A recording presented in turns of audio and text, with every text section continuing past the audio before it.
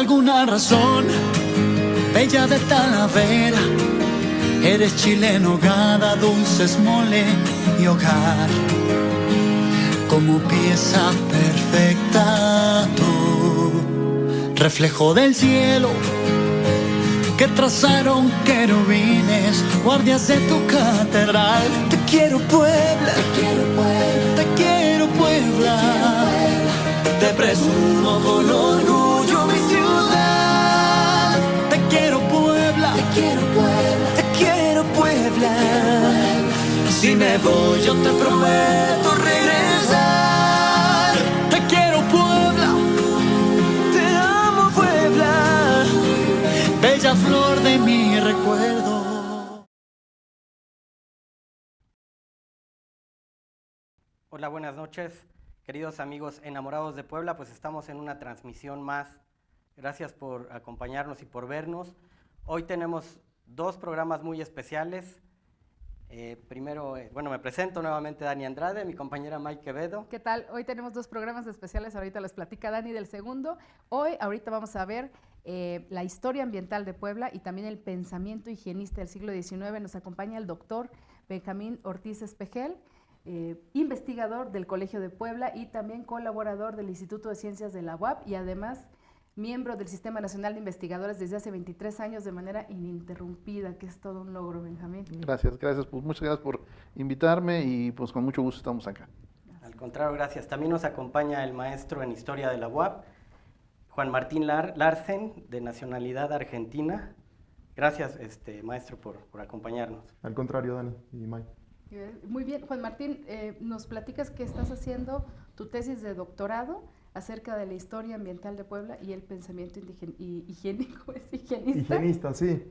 Bueno, fue mi tesis de maestría. Okay. Ahora quiero continuar mis estudios de doctorado en la misma línea.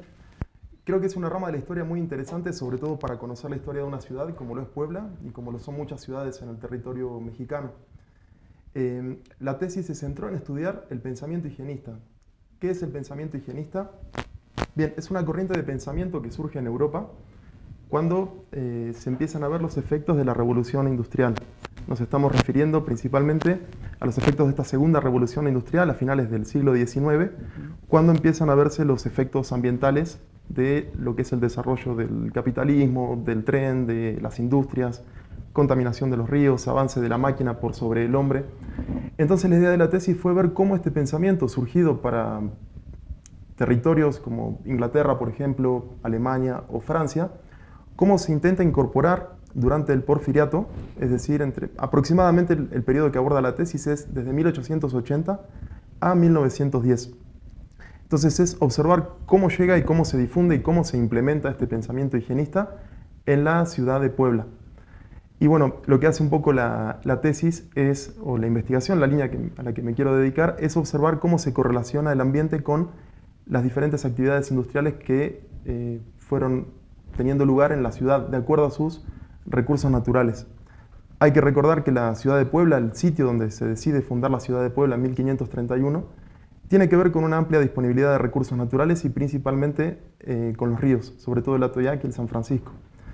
Van a cumplir un rol clave los ríos a lo largo de la historia poblana, pero bueno, es durante fines del siglo XIX, el periodo que aborda la tesis, cuando estos pensadores higienistas, que generalmente son médicos o ingenieros, se dan cuenta de la contaminación que está ocurriendo en los mismos.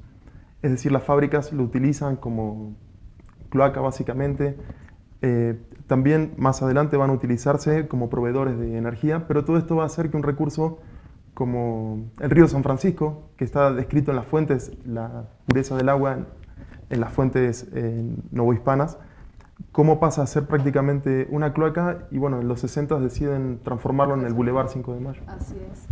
Esto del entubar los ríos, ¿no?, que fue una manera de solucionar el problema de los olores fétidos, pues es algo que seguimos viendo hasta ahora, Benjamín, ¿verdad? Sí. ¿Cómo nos puedes platicar que hubo ese mismo, ha seguido ese pensamiento permeando todavía? Sí, bueno, pues como ha comentado Juan, el tema de una preocupación por el cuidado del ambiente está ya presente desde el siglo XIX y es interesante que existan estudios de historia ambiental de Puebla, porque hay muy pocos. Sí. Hay muy pocos, entonces el trabajo que está realizando Juan es verdaderamente una beta de investigación para Puebla en términos de conocer la historia de los problemas ambientales de Puebla que hoy tenemos, pero que tienen una historia de antecedentes muy importantes, y si no conocemos esa historia, difícilmente vamos a poder resolver los problemas de hoy y del futuro, ¿no? Entonces sí, efectivamente, llama la atención que esta preocupación higienista pues siga presente hoy día en los programas de atención al río, a la cuenca del río Atoyac, y bueno, pues hay que decirlo, no hay muy buenos resultados. Realmente seguimos teniendo una situación pues muy grave en términos de abasto de agua y de calidad del agua, ¿no? Por decir, en temas de agua, podríamos hablar también en temas de aire, de suelo, de biodiversidad, ¿no? Okay. Comentaba sobre el río de San Francisco, que fue entubado. ¿Qué consecuencias trae el haber hecho eso a Puebla? Bueno, algo muy interesante es que haciendo un poco, algo que no se debe hacer en historia, es historia contrafactual, es decir, ¿qué hubiera pasado si no se hubiera hecho esto? Porque realmente no era la única alternativa. Digo, hay ciudades que en Europa, por ejemplo, sí tienen ríos y lo incorporan y lo protegen y forma parte de ese paisaje urbano. En realidad también obedeció un poco a intereses políticos y económicos, porque al proyectar ese bulevar también se gentrifica toda la zona de alrededor y también crecen de valor bueno, obviamente todos los terrenos ahí son carísimos ahora, es el centro de Puebla. Y digo, el agua tiene memoria también, entonces es una solución, pero vamos a ver en el futuro qué es lo que pasa. Bueno, y las inundaciones subterráneas, ¿no?, que a veces ocurren derivado a, como decía Julia Carabias, los ríos tienen memoria, ¿no? Entonces, sí. ese tipo de consecuencias se siguen viendo. Igualmente, el río San Francisco durante el siglo XIX había muchos problemas en la ciudad. Bueno, se puede ver ahora también cuando uno camina por el centro cómo confluye hacia el bulevar. Ahí pasaba el río, cómo se ve el desnivel, pero también como en épocas de lluvia eran un problema las inundaciones. O sea, cómo subía el agua, y como el agua estaba contaminada, también la difusión de enfermedades era un gran problema. Sobre todo en épocas de calor, las enfermedades gastrointestinales, por ejemplo, sí eran un gran problema. Y creo que ese desnivel que comenta no se ha solucionado hasta el momento, porque no sé si ha notado que en esa zona del Boulevard 5 de Mayo, a la altura de San Francisco, entre San Francisco y la Cruz Roja precisamente, cuando llueve se inunda mucho. Es por esa razón. Sí, bueno, es un problema que todavía, como mencionaba el doctor Benjamín, nos sigue afectando. Así, desgraciadamente, tiene que reconocerse que hay que darle al diseño de la ciudad un cauce de libre paso de los ríos. Habría que reactivar la red hídrica de la cuenca del río Atoyac, y en ese sentido, bueno, tenemos un gran reto que es el embalse de Valsequillo, ¿no?, que es un tema muy grave, porque ahí se están acumulando pues una serie de sedimentos y de contaminantes verdaderamente peligrosos. Para esta investigación, ¿qué tan difícil ha sido conseguir la información? ¿Cuáles son tus fuentes? ¿A dónde has ido en Puebla a recuperar esto? Bueno, al archivo, y básicamente también trabajé mucho con registros civiles, que para todos los historiadores están disponibles, gracias a Dios, hoy en Family Search. O sea, uno puede acceder a eso y ver de qué moría la gente, cuántos años vivía, de qué enfermedades se morían. Y lo que utilicé principalmente fueron a los testigos de estos problemas sanitarios. Sí. Lo que hice fue tomar 5 de las obras más importantes del pensamiento higienista que se produjeron para la ciudad de Puebla. Y lo curioso, bueno, nunca expliqué en realidad qué era el pensamiento higienista. El pensamiento higienista lo que busca es mejorar las condiciones de vida de una población, basándose en cuidar el agua, cuidar la ventilación, cuidar la calidad del aire, cuidar el diseño de la ciudad, la educación. Son ideas muy positivistas que tienen que ver con el discurso de orden y progreso que pregonaba el gobierno de Porfirio Díaz desde lo discursivo. Y entonces lo que hice fue tomar estos libros que se produjeron entre 1888 y 1910. Lo que me permitió ver es que al principio eran médicos los que describían el estado de la ciudad, eran médicos que estaban preocupados. Y algo muy interesante es que si bien la población era en su mayoría analfabeta, ellos incluían al final de sus estudios, donde describían a la ciudad, una serie de recomendaciones para las madres de los niños para evitar la mortalidad infantil, por ejemplo, para cuidar la alimentación, de que mantuvieran la higiene de lavarse las manos, que con esos pequeños cambios lo que ellos pretendían era un cambio en la sociedad básicamente, o sea, que aumentara la expectativa de vida, que se redujera la mortalidad.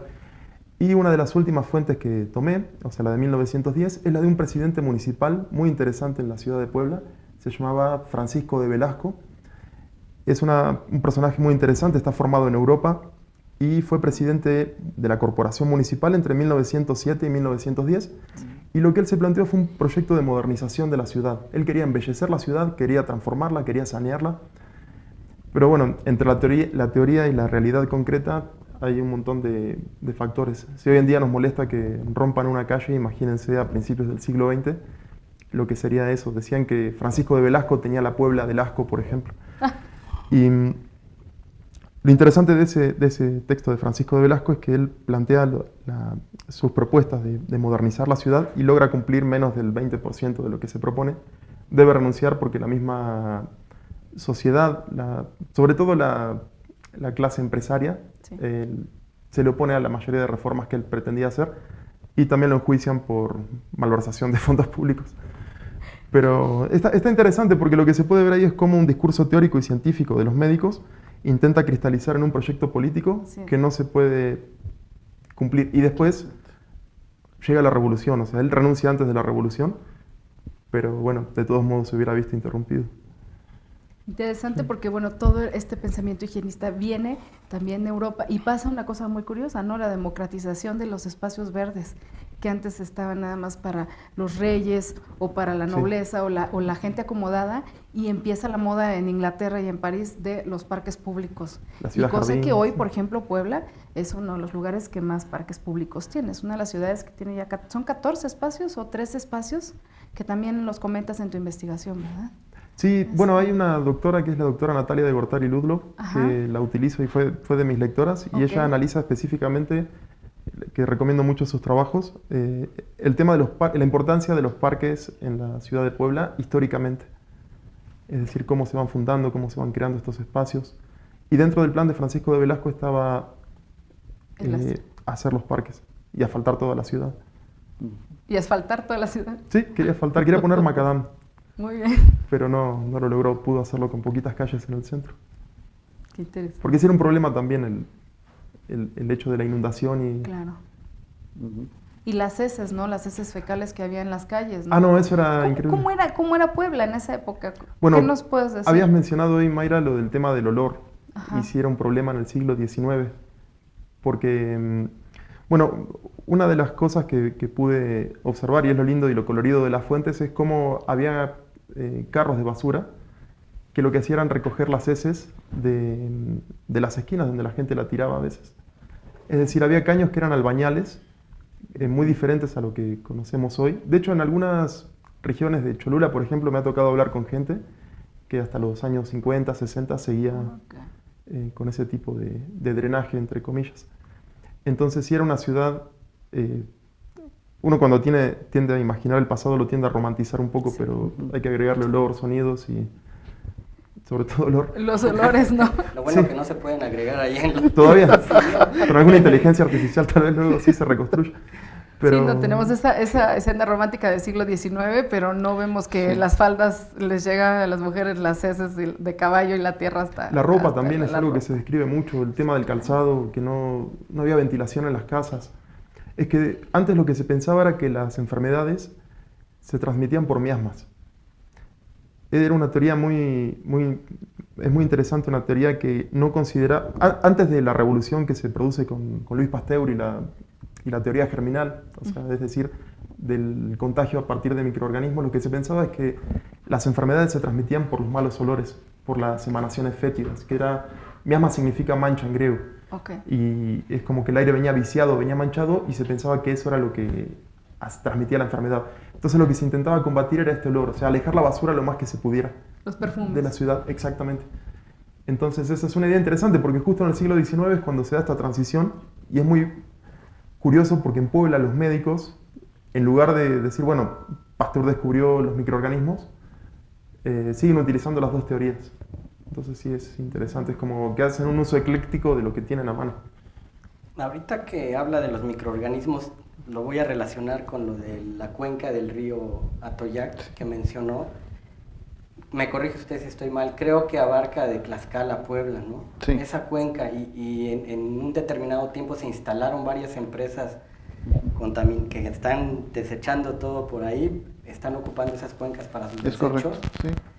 Y creo que están generando enfermedades Sí. con esos microorganismos precisamente. Sí, pues como ha dicho Juan, digamos, la ciencia ha ido evolucionando, hemos pasado de un paradigma de los miasmas a un paradigma más de carácter, pues, de epidemiología. Sí. Y en ese sentido, digamos, hay que decirlo, hace menos de un mes se presentó el primer informe sobre enfermedades en la cuenca del río Atoyac asociadas a la presencia de industrias. Desgraciadamente, ahí está el proyecto, ustedes lo pueden consultar en la página de CONACYT. Es un primer informe estratégico de la situación de la salud en la cuenca del río Atoyac. Y sí, desgraciadamente hay una cantidad de incidencia que sobrepasa la media nacional, es decir, hay una circunstancia realmente muy focalizada en la cuenca del río Atoyac. Como dijo Juan, es una zona privilegiada por la cuestión hídrica, Sí. que primero el río se utilizó pues como fuente de provisionamiento de alimentos, posteriormente como generadora de energía, y desgraciadamente en los últimos años, últimos 50, 60 años, pues ha sido como la descarga de aguas de las industrias, y desgraciadamente no ha habido una regulación adecuada. Hay proyectos que se derivan de una situación muy grave de la sociedad civil que ha denunciado esta situación de enfermedades. Podemos mencionar el caso de la resolución de la Comisión Nacional de Derechos Humanos en el año 2017, que fue resultado de cerca de 20 años de lucha social, denunciando, mostrando pruebas, hasta que por fin la Comisión Nacional de Derechos Humanos hizo un estudio. Es un estudio que se puede consultar en internet, es sumamente detallado, muy extenso, y con esto se dan elementos precisamente para plantear la necesidad de un programa de restauración ecológica de la cuenca. Sí. Sin embargo, esto implica un nivel de coordinación interinstitucional, gobierno federal, gobierno estatal, gobiernos municipales, de alta complejidad. Y lo principal es partir de las demandas de la población, tanto de Tlaxcala como de Puebla. Hay que escuchar a las organizaciones sociales. En Tlaxcala, el Centro Fray Julián de Garcés ha estado trabajando muy intensamente en esto, y del lado de Puebla, bueno, está el Parlamento Comunitario de los Derechos de la Naturaleza y otras organizaciones civiles que también desde hace muchos años han estado participando en denunciar esta situación del río Atoyac. Es muy complejo porque necesitamos tener a los diferentes actores que participan en esta problemática, pues reunidos para dialogar, para decir, bueno, ¿cómo le entramos para resolver esto? Porque estamos hablando de vidas humanas, Sí, de claro, muertes, es muy importante. de muerte. Entonces es necesario, es un tema pendiente que se tiene que atender de manera urgente. Sí, doctor. Bueno, pues está muy interesante la plática. Vamos a un comercial. Sí. Damos un corte y regresamos. Vamos a un corte y regresamos. Síguenos en nuestras redes sociales @enamoradosdepuebla.tv.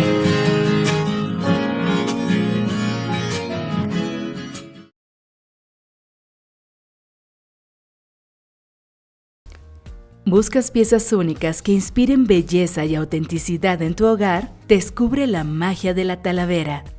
En Talavera Hernández, cada pieza es una obra maestra, moldeada con amor y pintada a mano por nuestros talentosos artesanos. Cada pieza es cuidadosamente elaborada con los más altos estándares de calidad. Es una expresión de creatividad y pasión. Con nuestra talavera con denominación de origen podrás dar vida a tu hogar o sorprender a alguien especial con un regalo único y personalizado. Visita nuestro showroom en esquina 60 Poniente con diagonal Benito Juárez 13, Colonia Cuauhtémoc. Hoy es el día para elevar tu espacio con la belleza de la talavera poblana. Talavera Hernández, creando belleza, un diseño a la vez. Y recuerda, si es talavera, es Hernández.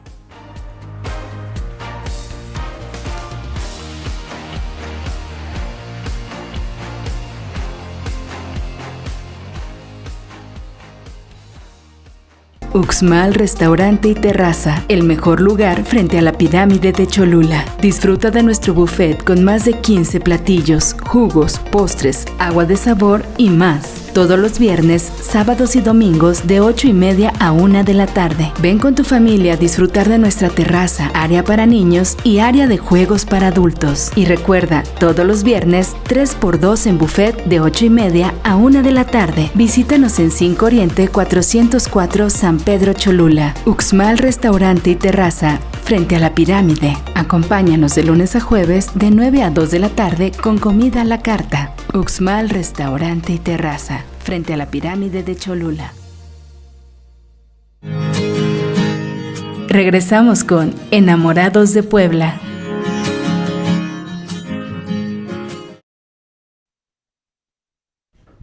Bueno, pues regresamos. Doctor, seguimos Sí. conversando en lo que estábamos. Sí. Quería preguntarle, creo que no existe hasta el momento alguna ley, ¿verdad?, que le prohíba a las empresas que hagan eso, por eso lo siguen haciendo.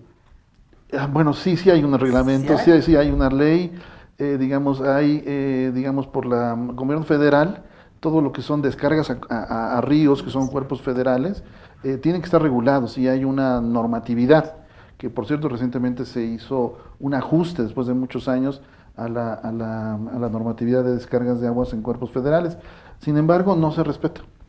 Sí. No se respeta lo que debería de ser algo, pues, con una base ética y moral mínima, no se está respetando, fíjate. Entonces, hay una serie de prácticas que es conocida por todo el medio, en donde cuando hay una revisión de inspección, las empresas ese día prenden la planta de tratamiento únicamente, ¿no? Porque en la ley también está previsto que no se le puede hacer una revisión, una inspección a las empresas, digamos, de manera avisar, sorpresiva. sí. Hay que avisarles como 3, 4, 5 días, entonces ya se previenen y entonces prenden la... Entonces es una situación que la ley también tiene muchos, digamos, apartados donde participaron, ahí sí, los intereses de las empresas para poder precisamente cuidar ese tipo de asuntos, ¿no? Hay una serie de descargas que no están registradas, descargas clandestinas, hay estudios que las registran, Sí.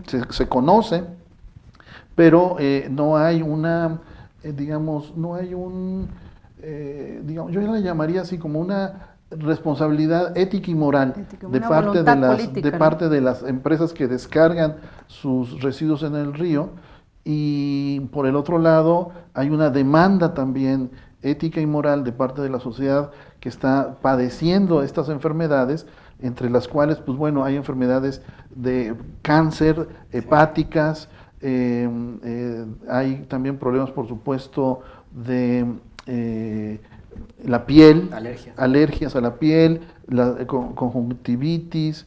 Las poblaciones que están cerca del río sufren principalmente muchas enfermedades.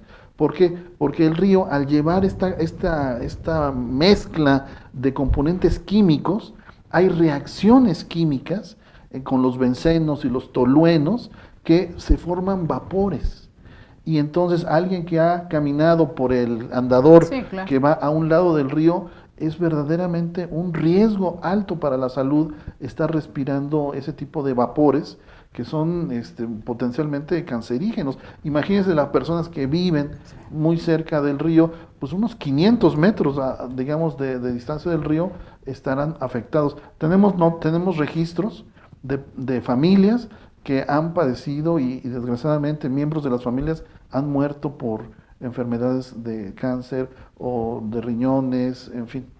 Entonces tú dirías, Benjamín, que para poder empezar a transformar esto habría que articularse sociedad, Sí. empresas, gobierno, desde la voluntad política y la sociedad con la exigencia y las empresas con ese compromiso moral. Definitivamente. ¿Cuáles serían los instrumentos, digamos, Sí. que ya existen y que podrían coadyuvar en resolver este problema desde el punto de vista del urbano? El programa, el plan de ordenamiento ecológico, no sé si aquí se llevó, ¿te acuerdas que se llevó a cabo el PACMUN hace algunos años? Sí. ¿Qué instrumentos hay ahorita Bueno, precisamente disponibles? hace una semana o dos tuvimos una reunión de trabajo con los colegas del Instituto de Estudios Municipales de Puebla. Ellos están haciendo una actualización del plan. Okay. Están considerando el tema más bien de controlar el crecimiento de la ciudad hacia las zonas rurales, lo cual está correcto. ¿Por qué? Porque tenemos que, por un lado, sanear la calidad del agua, pero por el otro lado tenemos que recargar los mantos acuíferos del Valle de Puebla. Entonces es urgente un programa de reforestación y de recarga de acuíferos de Puebla, como ya lo está haciendo la Ciudad de México. La Ciudad de México ya lo están haciendo. Entonces Puebla necesita hacer un programa de recarga, de reforestación y de reutilización del agua. Esto es muy importante, poderlo hacer. Ahora, todo esto tiene que ir en lo que llamaríamos un programa de ordenamiento ecológico territorial del municipio de Puebla. Es muy importante hacer esto, mención, porque es un instrumento que está en la ley, pero que no se desarrolla. No se desarrolla. Entonces es increíble, ¿no? Tendríamos que plantear el programa de restauración ecológica de ordenamiento ecológico, municipio por municipio, porque el nivel municipal es de carácter vinculante. Esto es muy importante, es decir, que sí tiene una obligatoriedad para los actores el poderlo llevar a cabo. Entonces, en Puebla solamente está funcionando el ordenamiento ecológico territorial de Cuetzala, que por cierto fue un ordenamiento participativo, y ahí sí está funcionando. No hay otro en todo el estado. La Secretaría de Medio Ambiente y Ordenamiento Territorial del Estado de Puebla ha hecho buenos esfuerzos, pero ellos no han logrado llegar a este nivel de indicaciones que está en la ley. Han hecho acercamientos interesantes bajo el concepto de resiliencia, pero ese es un concepto que no figura en la ley. Hay que buscar lo que está en la ley, y en ese sentido hay un término muy importante que es restauración ecológica de cuencas.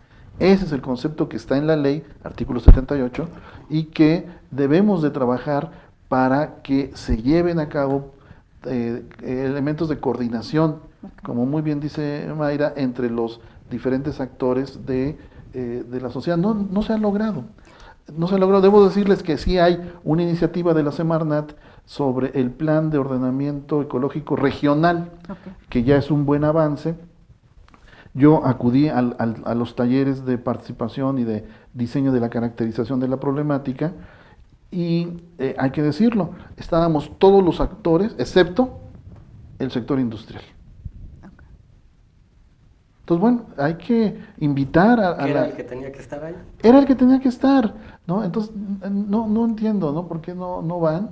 En fin, solamente fue un joven, uno solo, que estaba representando, no me acuerdo qué empresa, y cuando escuchaba todas las demandas sociales y todos los problemas, lo que alcanzó a comentar es, no tenemos los datos. Eso decía, no tenemos los datos. Cuando ya les acabo de comentar que CONACYT acaba de publicar un estudio exhaustivo de las enfermedades, lo pueden consultar en internet, primer estudio estratégico de enfermedad de salud en la cuenca del río Toyac, y ese es un estudio que coordinó el doctor Andrés Barreda, un buen colega y colaborador, y que ha estado insistiendo desde hace muchos años en el tema de las cuencas tóxicas, y que bueno, el doctor Toledo las llamó los infiernos ambientales. Sí, digo, es un tema fuerte, pero pues si no lo comentamos, pues nadie va a hacer nada, ¿no? No, Sí, claro, claro. y trabajar y quizá, Benjamín, en la propuesta de instrumentos que les puedan ayudar, no sé si a través de Hacienda y de algunos... Sí, muy bueno. Los hay a través de Hacienda, ¿no? Me acuerdo que en algún momento hace 20 años Hacienda estaba estimulando a que las empresas tuvieran un mejor comportamiento ambiental. Sí, hay que reactivar los mecanismos de ejecución de proyectos en tema de agua en el estado de Puebla de manera urgente. Muy bien. Juan, pues, perdón, están mandando un saludo, creo que desde Argentina. Muchas gracias. Joaquín Alarcen. Mi hermana, muchas gracias. Saludos hasta Argentina. Saludos. Hasta Joaquín. Argentina, La saludos. Victoria. Perdón, ibas a No, comentar. mencionando lo del agua es algo fundamental y lo fue a lo largo de toda la historia. Bueno, en toda sociedad el agua es el recurso vital por excelencia. Y en el caso específico de Puebla es curioso observar cómo se distribuía, se captaba y cómo se concebía el agua. O sea, porque no es lo mismo el agua durante la etapa virreinal, donde era un bien que pertenecía al rey que se concedía por mercedes. Sí. La merced era el derecho de uso sobre el agua y y también es un elemento de jerarquización social, porque el que controla el agua controla en realidad, tiene el poder básicamente. Y generalmente estaban se me fue la atarjeas, que eran el canal por el que se distribuía el agua, corrían entre las iglesias y llegaban a pilas de agua donde la gente acudía ahí a obtener su agua. Pero lo que ocurría era que la misma agua que se consumía era la misma agua donde se lavaba la ropa, donde lavaban un nene que se había ido al baño. Es decir, y de esa manera se transmitían muchísimas enfermedades. Pero ahora que mencionaba la importancia del agua, también a este presidente municipal que nombré en 1907, 1908, lo que él propuso era un sistema que no se logró llevar a cabo, pero él proponía separar el agua de lluvia de las aguas residuales. Wow. Era de avanzada para la época. De avanzada para esta época. Por eso sí, sería una manera de aprovechar mucho mejor el agua. Pero no pudo, como había mencionado, no pudo llevarlo a cabo. Es muy interesante, se llama el libro, lo editó la UAP, Mis proyectos y mi gestión, de Francisco de Velasco, porque uno puede jugar e imaginar cómo hubiera sido la ciudad si se hubieran cumplido sus proyectos. Había imaginado, por ejemplo, un balneario terapéutico, que era muy moderno para la época, público. Creo que iba a estar un poco más allá del Paseo Bravo. Y es muy, muy interesante. También había propuesto alumbrar toda la ciudad. O sea, es muy, muy, muy avanzado para su época. Juan, ¿a qué atribuyes que no hayan hecho eso, verdad? Bueno, hubo mucha resistencia de la gente. Como mencionaba, si hoy día nos molestan por ahí que rompan una calle, imagínense con la tecnología de esa época. Sí. A los comerciantes sí se vieron como perjudicados. También un error en la estimación de los recursos que se deberían haber destinado. Lo que él proponía era gastar, en ese momento, el proyecto costaba unos 8 millones de pesos y la idea de él era que con el crecimiento económico que se iba a traer, pagar el empréstito que se tomara para pagar el empréstito que se hubiera tomado para hacer el proyecto con los beneficios de ese mismo proyecto. Pero lo que ocurrió es que, bueno, las cuentas no dieron bien y surgieron costos que no esperaban. Y no pudo llevarse a cabo. Pero sobre todo, como decías, Dani, lo que hizo que no se pudiera llevar a cabo fue la resistencia de, sobre todo, los empresarios de la ciudad, del centro de la ciudad. Sí, claro. Él menciona que lo echaron prácticamente, como que lo obligaron a renunciar. Pues es lo que dice Benjamín, ¿no? Finalmente es un problema de ética y de moralidad, ¿no? No tanto de conveniencia, porque a veces la conveniencia es ir hacia lo ambiental, hacia lo amigable, ambientalmente hablando. Es decir, incluir plantas de tratamiento, reuso, en sistemas de ahorro de energía, lo que hablamos, los edificios inteligentes, la misma universidad, ¿no?, en la que estuvimos y que ganó un premio por comportamiento en ahorro energético y en toda la materia de sustentabilidad. Entonces sí hay a nivel internacional y nacional sí hay estímulos para que ocurran cosas buenas, sin embargo falta esa voluntad, ese chispazo, ¿no? Sí, yo creo que estamos en una transición.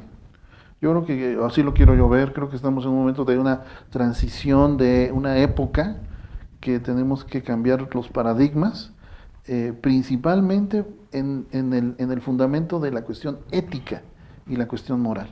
¿Sí? No es una cuestión tecnológica.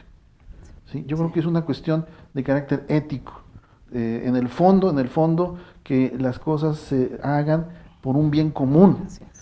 ¿no? Tan sencillo como que un empresario que comprenda que los residuos de su empresa están produciendo la muerte de personas, pues haga algo para que eso ya no suceda, ¿no? Que acuda a la tecnología, que acuda a la ciencia, y que no quede nada más que en un ámbito monetario y económico, ¿no? Sino que se incluya una dimensión humana, ¿no? Como se comenta ahora, humanizar la ciudad, no monetarizarla, ¿no? Entonces, ese es el tema. Ese es el tema. Yo creo que es un cambio de época donde tenemos que poner en el centro del asunto el bien común, el bien de la vida comunitaria, y donde el beneficio de la ciudad de Puebla es un beneficio que está en relación a lo que ya mencionábamos, la dinámica de la cuenca. ¿Sí? Yo siempre les digo, no es el río Atoyac, es la cuenca del río Atoyac, que es el territorio, ¿no? Es el territorio que alimenta al río finalmente, pero de pronto también hay un pensamiento muy reduccionista que nos lo enseñan en las universidades. Sí. Eso también aprovecho para decir eso, ¿no? ¿Sí? Sí, en general en las universidades lo que hace es reducir los problemas para hacer una profundización de alta especialidad, pero eso está bien, pero se pierde el contexto. Por eso el trabajo de Juan es importantísimo, porque le da el contexto histórico a un problema actual. Sí, la historia es... Perdón. No, adelante. No, que la historia es un poco eso, tratar de acudir al pasado, a las fuentes, con el fin de resolver. Hay una perspectiva histórica que es la de los anales, que dice que uno acude al pasado a buscar respuestas a problemas del presente. Entonces, digo, no es que encuentre la solución, pero como que sí los intereses se despiertan desde los problemas que tenemos actualmente. Así es. Y finalmente, Benjamín, que lo que tú manejas, que es el enfoque sistémico, ¿no? Que es lo que estás diciendo, no focalizar, sino el ver el todo, ¿no? Desde sus partes. Sí, claro, o sea, lo que tenemos, y en eso estamos trabajando en la UAP y en el Colegio de Puebla, es fomentar en nuestros estudiantes y también entre nuestros colegas un enfoque de carácter relacional o sistémico, en términos de que las condiciones de prevalencia de un elemento dependen de otros elementos del sistema, no podemos aislarlos. Entonces, en ese sentido, la vida de una cuenca pues tiene que ver con las condiciones ecológicas, pero también las condiciones sociales, históricas, económicas, pero que no quede, digamos, perdón que insista, una economía que no sea responsable con el medio ambiente, no puede ser una economía sustentable. Sí, claro. Juan, ¿cómo es que te surge este interés por hacer esta investigación? Veo que eres un enamorado de Puebla y quieres hacer algo por Puebla. Bueno, sí, estoy casado con una poblana hace 5 años, así que sí estoy enamorado de Puebla, literalmente. De Puebla y de Poblana. Y de mi poblana, sí. Saludo a Tamara, si está viendo. Eso. Me fascina la ciudad de Puebla, me parece increíble. Yo vengo de una ciudad muy pequeña, muy hermosa también, pero muy diferente, que se llama Tandil, en Argentina. Sí. Y el contraste es absoluto, o sea, es una ciudad muy pequeña la mía, y cuando llegué acá es como todo muy monumental, y uno al haber estudiado historia como que empieza a pensar, bueno, ¿cómo se llegó a esto?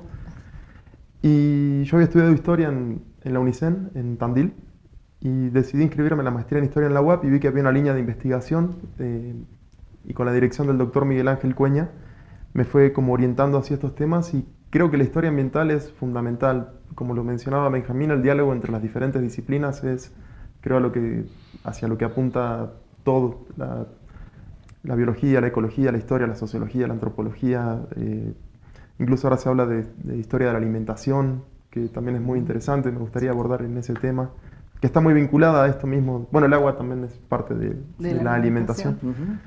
Y entonces, Dani, me surgió, creo que también el tema del higienismo, porque había sido recién la pandemia cuando empecé a estudiar esto y vi que vuelven a aplicarse muchas de las cosas que yo veo en las fuentes, vuelven a aplicarse ahora en el 2020. Y también encuentro que la gente se resiste en el siglo XIX, como también como sociedad también nos resistimos a muchas medidas que desde el Estado intentan imponer de algún modo con fundamentos científicos. Pero es interesante porque dice, bueno, no es la primera vez que nos pasa, o sea, pasó antes y también estuvo muy feo. Y curiosidad también. Qué bueno, Juan. Bueno, pues de verdad deseo que tengas éxito en tu tesis y que no se quede como muchas nada más en el archivo, nada más por titularse, ¿verdad? Sino que se lleve a cabo y que logres algo de verdad para... Muchas gracias. Sí, la idea es que sirva a quien esté interesado. Y sobre todo esto que decías, Benjamín, de cómo se pueden articular, ¿no? Igual un chico que es biólogo o que es ecólogo va a ver la limpieza del río, o puede decir, bueno, si esto es muy sencillo, se puede resolver así, pero ya contemplando los problemas históricos y contemplando todo lo que es la problemática desde un punto de vista económico, ¿no? O empresarial, entonces ya intervienen otros factores que son los que están impidiendo que se pueda llevar a cabo algo no tan sencillo como la restauración de un río, ¿no? Sí, sí. Y bueno, hay poblanos que aman, por supuesto, su territorio, aman el que el río regrese a ser un río limpio. Y ahí tengo que mencionar a mis compañeros del Parlamento Comunitario de los Derechos de la Naturaleza, que desde hace ya más de 5 años están trabajando en programas de reforestación, de limpieza del río, de participación en pues un acceso más justo en términos de los servicios de tratamiento de aguas en el municipio de Puebla, que es todo un tema. En fin, entonces la sociedad organizada poblana está muy activa. Sí que sí lo mencioné al principio, pero quisiera volverlo a mencionar porque sí hay poblanos que están muy activos, comprometidos. Vamos a un corte y regresamos. Síguenos en nuestras redes. Por todo para rescatar el río y la cuenca. Muy bien, doctor. Bueno, pues vamos a un comercial y regresamos. Sociales @Enamorados de Puebla TV.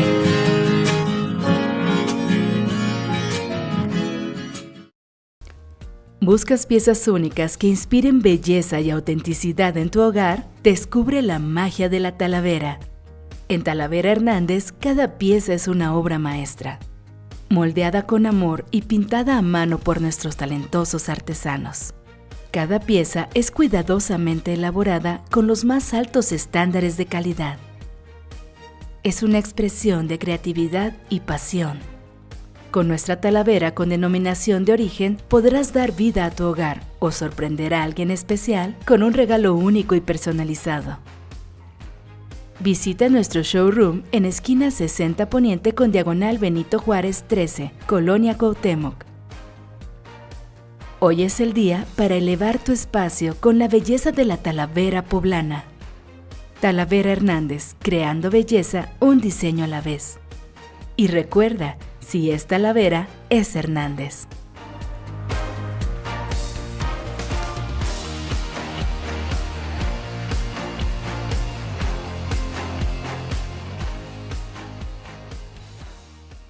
Uxmal Restaurante y Terraza, el mejor lugar frente a la pirámide de Cholula. Disfruta de nuestro buffet con más de 15 platillos, jugos, postres, agua de sabor y más. Todos los viernes, sábados y domingos de 8:30 a 1 de la tarde. Ven con tu familia a disfrutar de nuestra terraza, área para niños y área de juegos para adultos. Y recuerda, todos los viernes 3x2 en buffet de 8:30 a 1 de la tarde. Visítanos en 5 Oriente 404 San Pedro Cholula. Uxmal Restaurante y Terraza, frente a la pirámide. Acompáñanos de lunes a jueves de 9 a 2 de la tarde con comida a la carta. Uxmal Restaurante y Terraza, frente a la pirámide de Cholula. Regresamos con Enamorados de Puebla.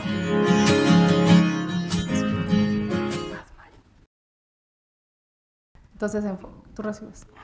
Y regresamos aquí al programa, me agarraste en curva, Héctor. Dani, vamos a seguir platicando un poquito más. Benjamín, ¿me dices que va a haber un congreso? Sí, vamos a tener en el Colegio de Puebla, los días 8 y 9 de diciembre, el primer Congreso Internacional de Ciencias de la Sustentabilidad en el Colegio de Puebla. Vamos a tener invitados internacionales, gente de Flaxo, va a estar por acá, Flaxo Honduras, Flaxo Perú, y también van a venir colegas del Colegio de México, Sí. Entre ellos el doctor José Luis Lezama, que es un gran amigo, un gran sociólogo ambiental, y va a estar platicándonos en una conferencia magistral. Sobre Entonces, bueno, energía sobre ciudades y movilidad. Doctor, ¿va a estar abierta al público? Sí, por supuesto. ¿Podría repetir la fecha y el lugar? Sí, Para los que estén interesados. va a ser el día 8 y 9 de diciembre, desde las 9 de la mañana hasta las 6 de la tarde, y va a ser en las instalaciones de lo que es el Museo Regional de Antropología e Historia, que está en Cholula, en San Pedro Cholula. Ahí hay unas instalaciones muy bonitas que me parece que actualmente las ocupa la Secretaría de Economía. Hay como un auditorio abierto muy bonito, ahí va a ser. Muy bien. Bueno, pues como ves, para Dani, el todos 9 los- nos toca programa, los invitamos. Claro. ¿No? ¿A Sí, que vengan? sí, no, pues muchas gracias. Sí, pues es una actividad, creo que va a ser importante y que responde a los 40 años de vida del Colegio de Puebla. Se dice fácil, pero pues ya es toda una institución Sí. en Puebla y que pues su misión es ofrecer alternativas de desarrollo regional sustentable al gobierno y a la población en general. Mucho que hacer, mucho que trabajar. Sí. Doctor, pues para los que no los conocen, no Sí. sé si nos podría repetir su nombre, Sí. dónde estudió, si se puede, ¿verdad? Ah, bueno, sí, claro. Sí. Sí, bueno, yo soy Benjamín Ortiz Espejel. Yo estudié agronomía en la Universidad Autónoma Metropolitana, Xochimilco, que vale la pena mencionar que esta universidad, dentro del sistema de universidades autónomas metropolitanas, es la única que tiene el modelo educativo que le llaman sistema modular. Es decir, no hay asignaturas, no hay materias, sino lo que llevamos son problemas ejes o proyectos que vamos desarrollando a lo largo de los semestres, y elementos como química, botánica, matemáticas son talleres que complementan el proceso de formación educativa. Yo lo menciono ahora porque los nuevos libros de texto son exactamente ese modelo. No sé si ustedes los han revisado, pero los nuevos libros de texto ahora para los pequeños y las pequeñas son proyectos. O sea, el profesor lleva junto con los muchachos, bueno, los niños y las niñas, proyectos que ellos van decidiendo sobre su comunidad, sobre su entorno, y de esa manera van gestionando su conocimiento. Bueno, pues esto lo vivimos en la UAM Xochimilco, cuando yo estudié agronomía, luego estudié antropología, Sí. en el Centro de Investigaciones y Estudios Superiores en Antropología Social, mejor conocido como el CIESAS, y ahí trabajé en comunidades totonacas de Puebla y de Veracruz. Y fuiste becario de la Fundación Rockefeller y sí, también del sistema LEAD, ¿no? Del sí, Colegio de sí, México. sí, tuvimos la oportunidad de pertenecer al programa Leadership for Environment and Development de la Fundación Rockefeller, que era la que nos financiaba y que tenía su centro de operación aquí en México, en el Colegio de México. Entonces, bueno, eso también fue una experiencia muy interesante de carácter internacional, y que en aquella época, híjole, pues ya estoy hablando de hace un buen rato, ya estábamos planteando el asunto de la problemática ambiental con mucho detalle, con mucho detalle. Los procesos son lentos, pero pues vamos trabajando estos temas y poco a poco vamos viendo avances. No quiero dejar de decir esto, que en todo está mal y no avanzamos. Sí vamos avanzando, lentamente. Yo lo veo en mis estudiantes, yo lo veo en mis colegas, que van poco a poco comprendiendo que el punto de vista es el tema de la ética y el tema de una visión crítica e interdisciplinaria, ¿no? Sí.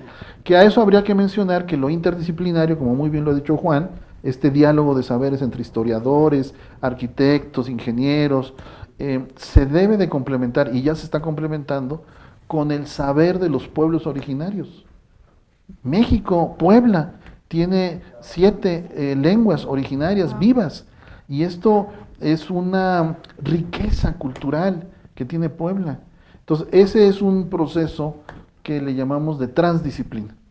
Es decir, tenemos primero el reto de cómo las disciplinas se dialogan entre ellas, que es un problemón, y luego cómo este saber científico dialoga con otros saberes, ¿no? Esto es muy importante, ¿eh?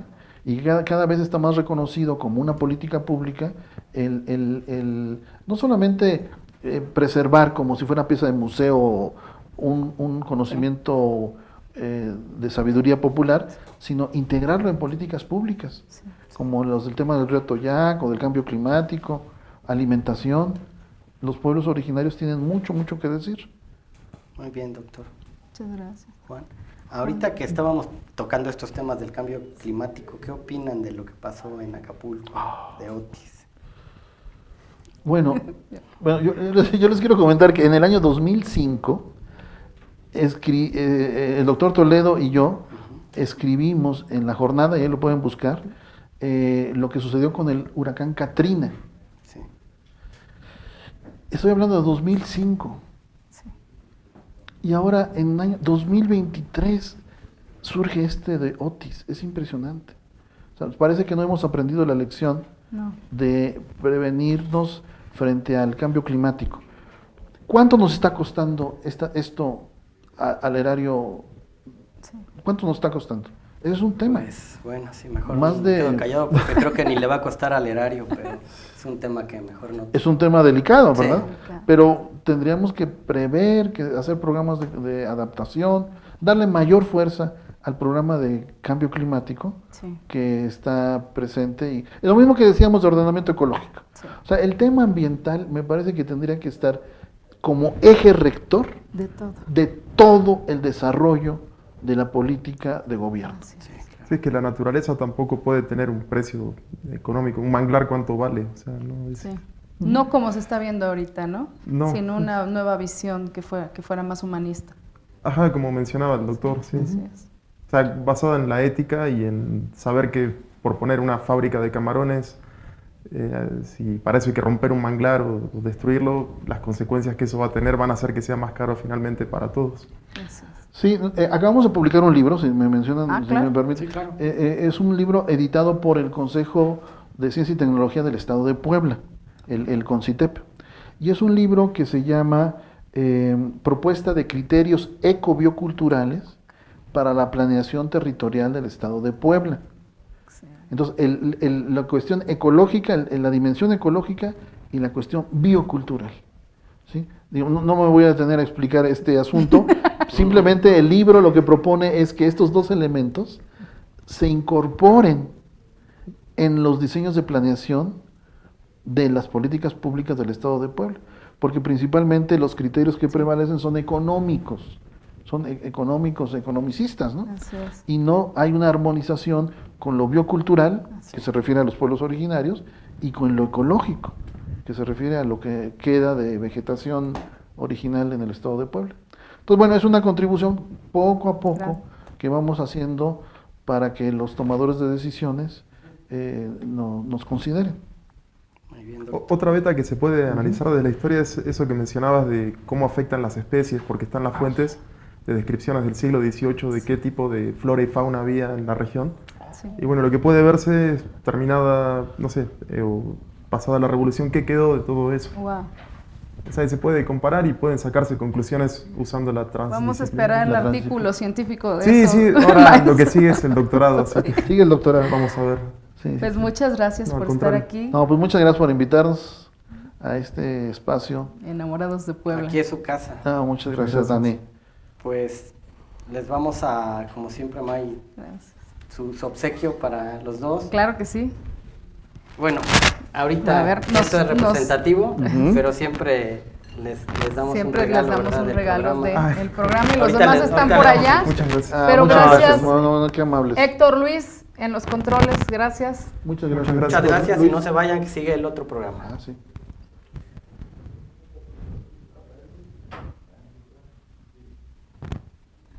Por alguna razón, bella de Talavera, eres chileno, gada, dulces, mole y hogar. Como pieza perfecta tú, reflejo del cielo que trazaron querubines, guardias de tu catedral. Te quiero Puebla, te quiero Puebla, te quiero Puebla, te presumo con orgullo.